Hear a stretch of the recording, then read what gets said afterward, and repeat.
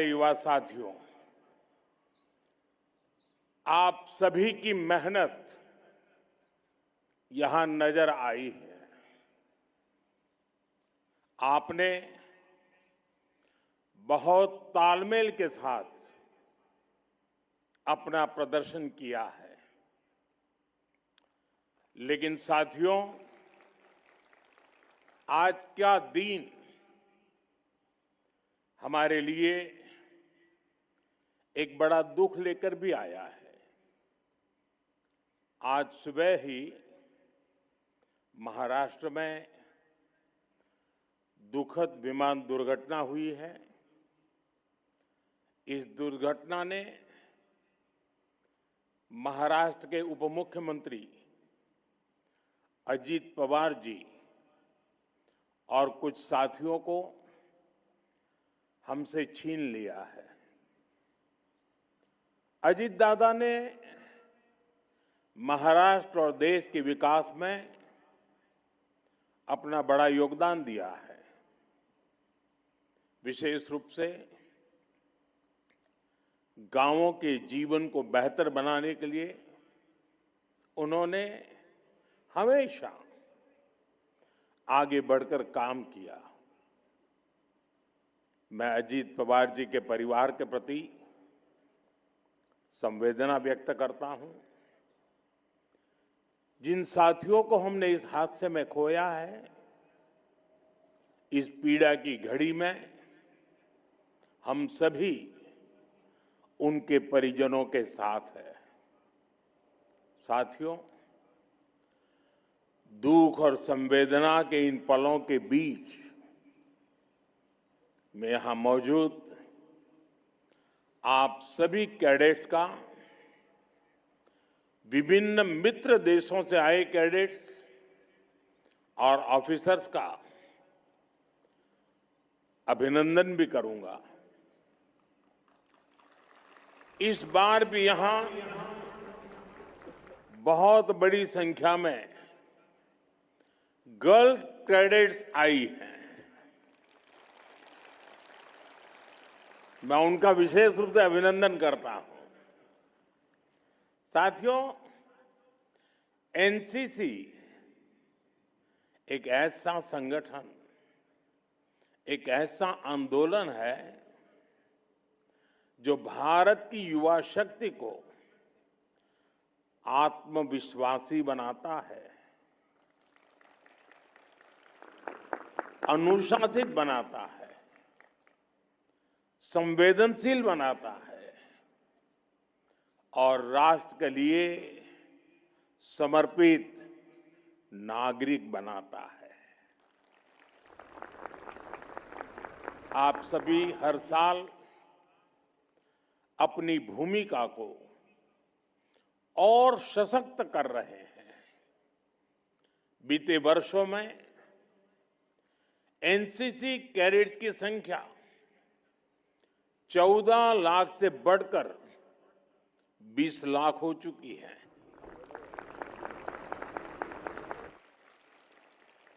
खासकर हमारे border areas में, कोस्टल एरियाज में एनसीसी कैडेट्स की संख्या में काफी वृद्धि हुई है। मेरे युवा साथियों,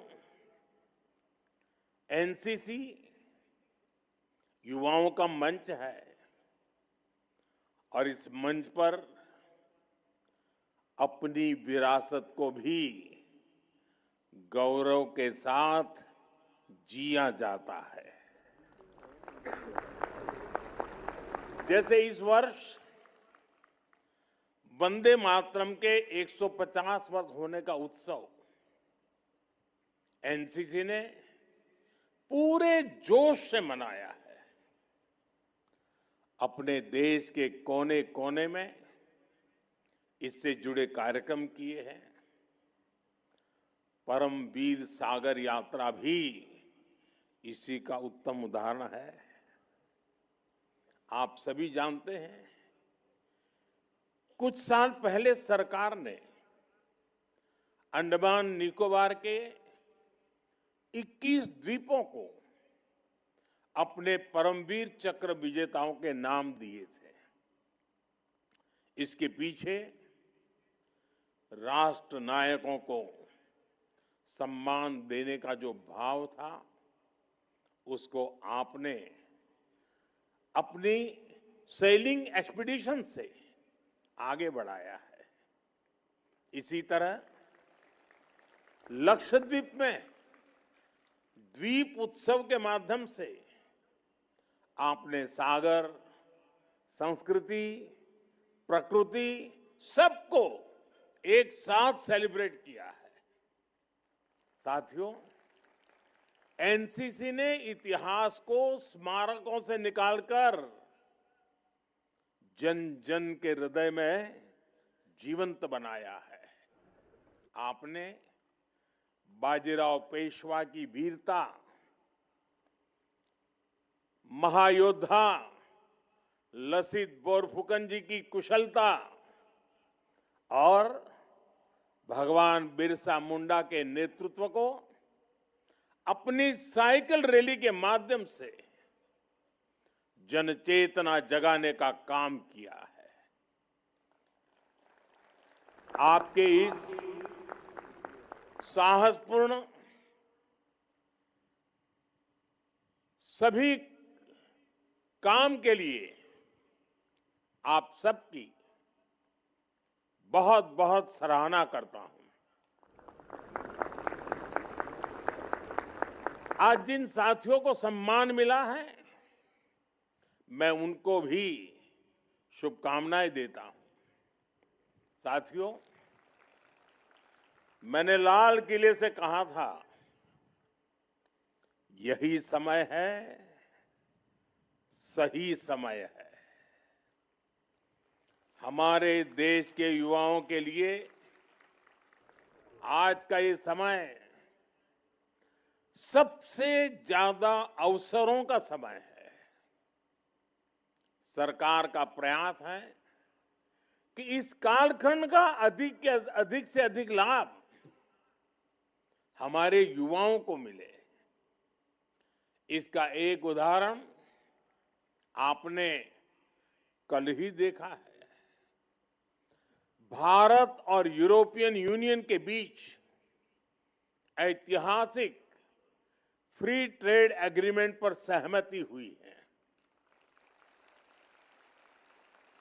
इससे पहले Oman, New Zealand, Britain, UAE, Australia और मॉरिशस जैसे देशों के साथ भी भारत ने फ्री ट्रेड एग्रीमेंट किए हैं।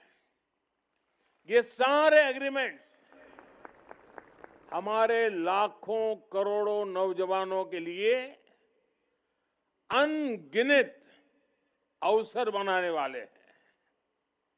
साथियों, आज पूरी दुनिया युवा भारत के युवाओं की तरफ बहुत भरोसे से देख रही है और दुनिया के इस भरोसे का कारण है स्किल और संस्कार। भारत के युवाओं के पास लोकतंत्र के संस्कार हैं। हमारे युवाओं के पास हर प्रकार की विविधता को सम्मान देने के संस्कार हैं। भारत के युवाओं के पास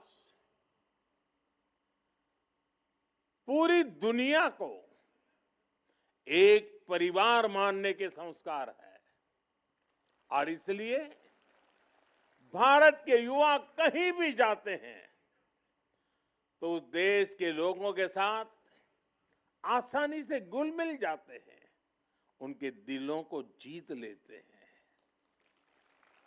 हम अपने सामर्थ्य से उस देश के विकास में मदद करते हैं। यही हमारे संस्कार है, यही हमारा स्वभाव है। मातृभूमि के प्रति अपार श्रद्धा और कर्म भूमि के प्रति अप्रतिम समर्पण, ये हमारी विरासत है। साथियों, मैं दुनिया भर के लीडर से जब बात करता हूं और उस बातचीत के आधार पर मैं कहता हूं और पूरे दावे के साथ कह सकता हूं, भारत के युवा जितने परिश्रमी होते हैं उतने ही उत्तम प्रोफेशनल भी होते हैं। और इसलिए भारत के युवाओं की बहुत डिमांड रहती है। जैसे गल्फ देशों में देखिए, लाखों लोग इतने सालों से वहां काम कर रहे हैं। हमारे जो डॉक्टर्स हैं, इंजीनियर्स हैं, वे कितने ही देशों में शानदार हेल्थ केयर सिस्टम, शानदार इंफ्रास्ट्रक्चर, ये सब कर रहे हैं। पहले हमारे यहां जो टीचर्स हुआ करते थे, उन्होंने कई देशों के समाज में नई वैल्यू ऐड की है। साथियों, दुनिया में उनके इस कंट्रीब्यूशन के साथ हमारे देश में युवाओं के जो अचीवमेंट्स हैं, उन्हें भी पूरी दुनिया सराह रही है। इन युवाओं के कारण ही भारत दुनिया में इंफॉर्मेशन टेक्नोलॉजी की बैकबोन बन गया है। और अब इन्हीं नौजवानों की शक्ति से स्टार्टअप में, स्पेस में, डिजिटल टेक्नोलॉजी में, हर डोमेन में एक नया रिवॉल्यूशन शुरू हुआ है। साथियों, अब यूरोपियन यूनियन के साथ जिस एग्रीमेंट पर सहमति बनी है, दुनिया इसकी मदर ऑफ ऑल डील्स के रूप में प्रशंसा कर रही है। इसको दुनिया के लिए एक गेम चेंजर डील बताया जा रहा है। ये एफटीए आपके लिए फ्रीडम टू एस्पायर है। ये एग्रीमेंट दुनिया की 1/4 जीडीपी और 1/3 ग्लोबल ट्रेड को रिप्रेजेंट करता है। साथियों, यूरोपियन यूनियन यानी दुनिया के 27 देशों के साथ भारत का ये एग्रीमेंट हुआ है। इसका फायदा भारत के स्टार्टअप्स को होगा। भारतीय स्टार्टअप्स की फंडिंग और इनोवेशन इकोसिस्टम तक पहुंच और आसान होगी।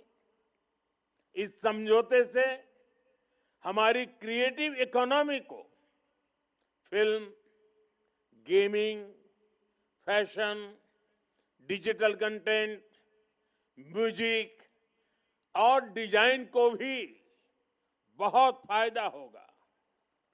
और साथ ही भारत के नौजवानों के लिए रिसर्च और एजुकेशन से लेकर आईटी और अन्य प्रोफेशनल सर्विसेज में भी अनगिनत नए अवसर बनेंगे।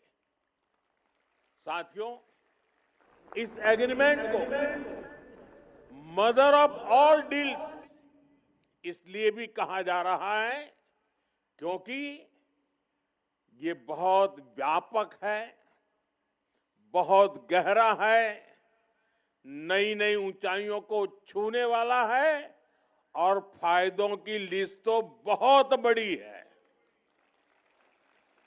इससे आत्मनिर्भर भारत अभियान को गति मिलेगी। इससे make in India, make for the world के संकल्प को बल मिलेगा, क्योंकि इस समझौते के तहत भारत के 99%, 99% से अधिक निर्यात पर टैरिफ या तो 0 होगा या फिर बहुत कम हो जाएगा। और इससे textile, leather, James and jewellery, footwear और इंजीनियरिंग गुड्स, ऐसे हर भारतीय उद्योग को एमएसएमईज को बहुत फायदा होगा। हमारे बुनकरों, हस्तशिल्पियों और छोटे उद्यमियों को सीधे 27 यूरोपीय देशों के विशाल बाजार तक पहुंच भी मिलेगी। साथियों, इस डील का एक और मजबूत पक्ष है, इससे भारत में ज्यादा निवेश आएगा।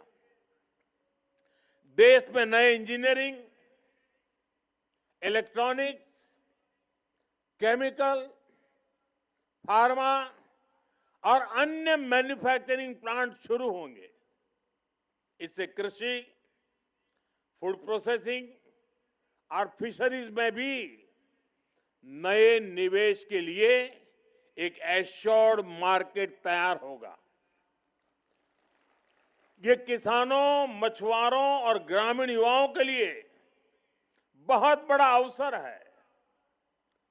मेरे युवा साथियों, ये एफटीए भारत के युवाओं को सीधे यूरोप के जॉब मार्केट से जोड़ता है। विशेष रूप से engineering, green tech, design, logistics और एडवांस मैन्युफैक्चरिंग में अनेक अवसर बनेंगे।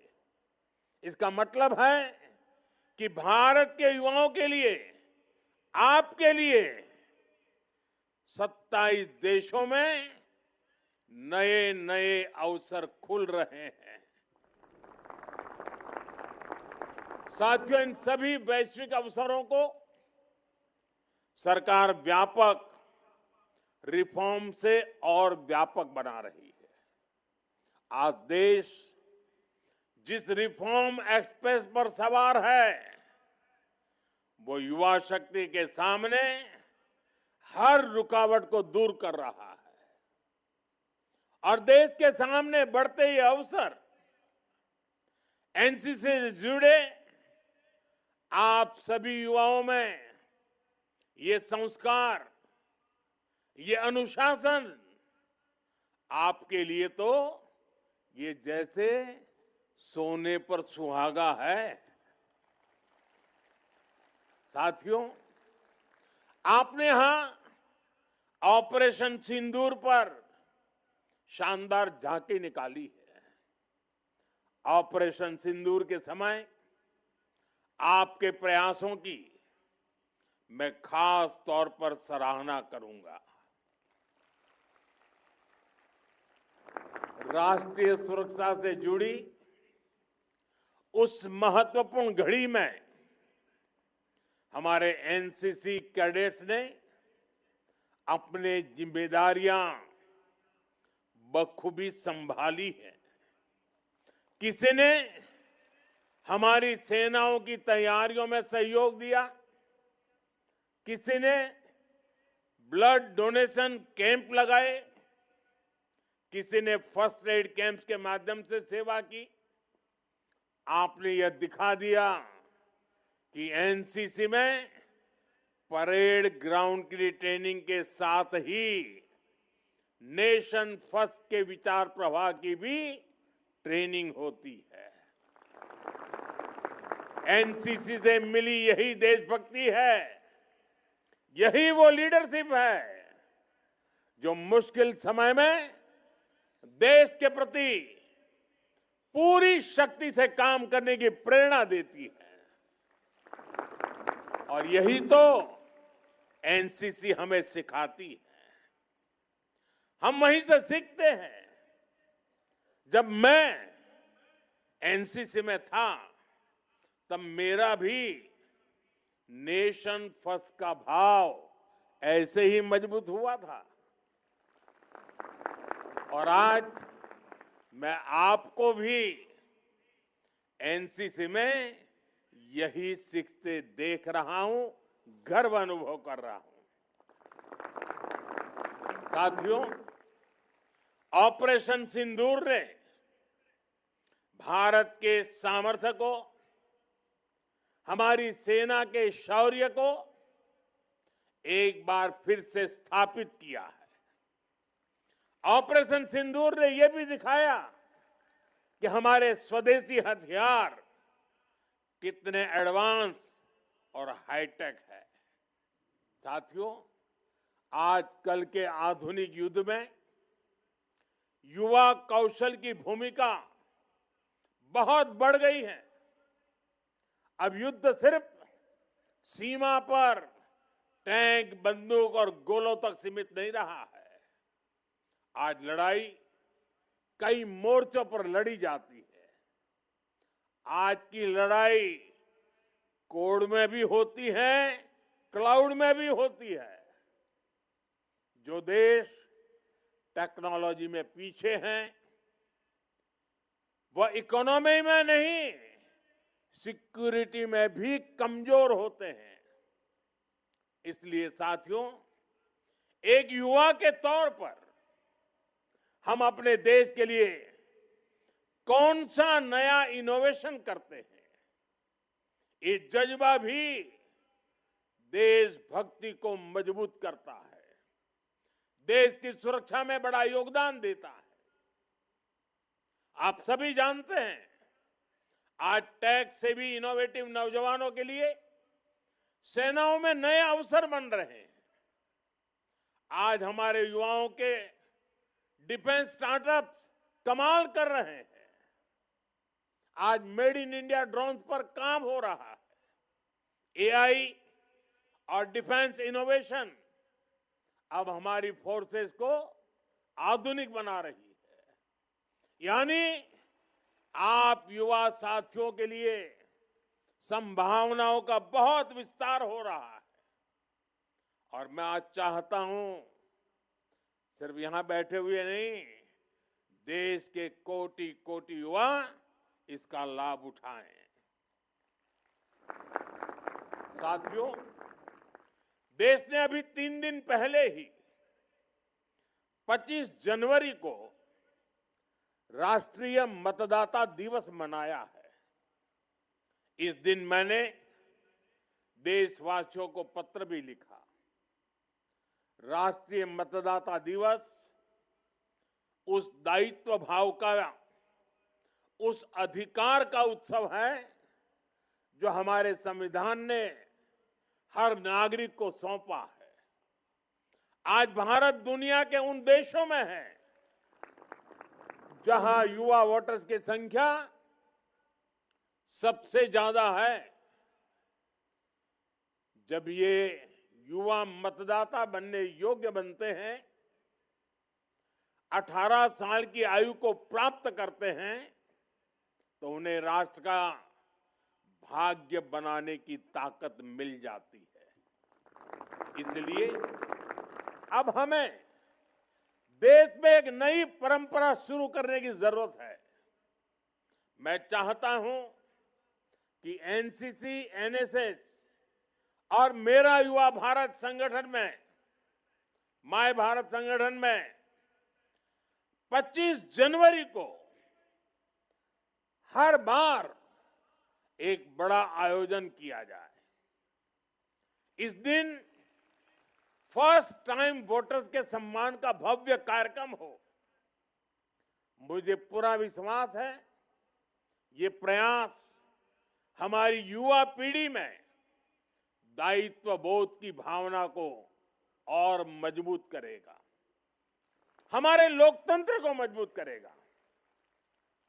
साथियों, विकसित भारत का अर्थ सिर्फ आर्थिक समृद्धि तक सीमित नहीं है। एक नागरिक के रूप में हमारा आचरण कैसा हो, ये भी विकसित भारत का महत्वपूर्ण पहलू है। एक नागरिक के रूप में हमें अपने कर्तव्य को सबसे ज्यादा प्राथमिकता देनी है। जैसे आप देखिए, स्वच्छ भारत अभियान शुरू करने में भले सरकार का योगदान हो, लेकिन उसको आगे अगर किसी ने बढ़ाया है तो मैं गर्व से कह सकता हूं कि इसको आगे बढ़ाने का काम हमारे देश के नागरिकों ने किया है, युवाओं ने किया है, छोटे छोटे बालकों ने किया है। घर के भीतर भी और घर से बाहर भी स्वच्छता एक आदत है, जीवन शैली है, एक संस्कार है। नागरिक कर्तव्य के इस भाव को हमें अपने जीवन का हिस्सा बनाना है। जो सुंदरता हम अपने आंगन में देखना चाहते हैं, अपने शहर को भी हमें उसी भाव से सुंदर बनाना भी है, सुंदर रखना भी है। मैं यहां उपस्थित हर युवा साथी से कहूंगा कि वो सप्ताह में किसी दिन 1 घंटे स्वच्छता से जुड़ा कोई न कोई अभियान जरूर चलाएं। एनसीसी, एनएसएस इसे बहुत बढ़िया तरीके से कर सकते हैं। अपने किसी स्थान पर कोई न कोई एक्टिविटी जरूर प्लान करें। साथियों, मुझे जानकर अच्छा लगा कि एनसीसी ने एक पेड़ मां के नाम का अभियान के तहत करीब 8 लाख पेड़ लगाए हैं। जो पेड़ हमने लगाए हैं वे अच्छे से बड़े भी हो, ये देखना भी हमारा कर्तव्य है। साथियों, हमारी युवा शक्ति का बहुत बड़ा टेस्ट ये है कि हम आने वाले समय में कितने अधिक फिट होंगे। फिटनेस केवल कुछ मिनट के व्यायाम तक सीमित नहीं है, ये भी हमारे स्वभाव में आनी चाहिए। हमारे खान पान से लेकर हमारी दिनचर्या तक एक अनुशासित जीवन शैली भी आवश्यक है। मेरे लिए जानना सुखद रहा कि आप फिट इंडिया कैंपेन को आगे बढ़ा रहे हैं। एनसीसी के कैडेट्स ने स्पोर्ट्स में भी अच्छा प्रदर्शन किया है।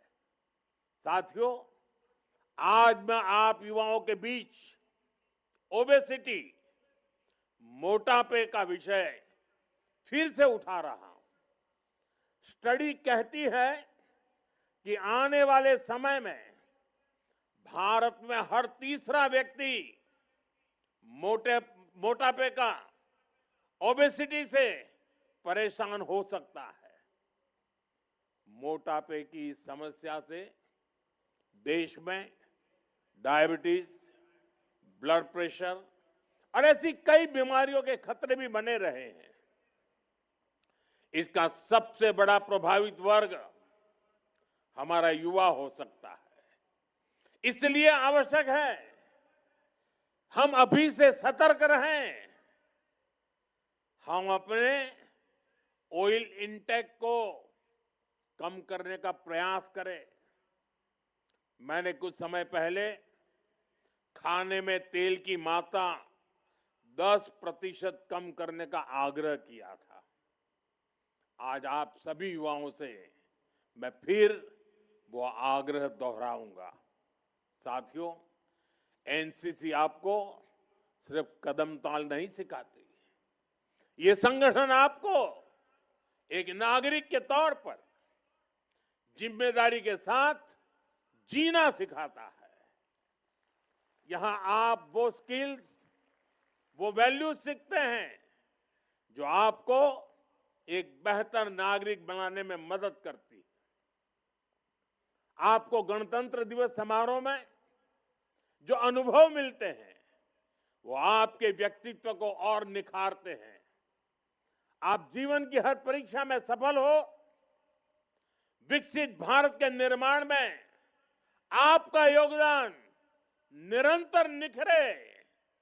आप सभी को बहुत बहुत शुभकामनाएं।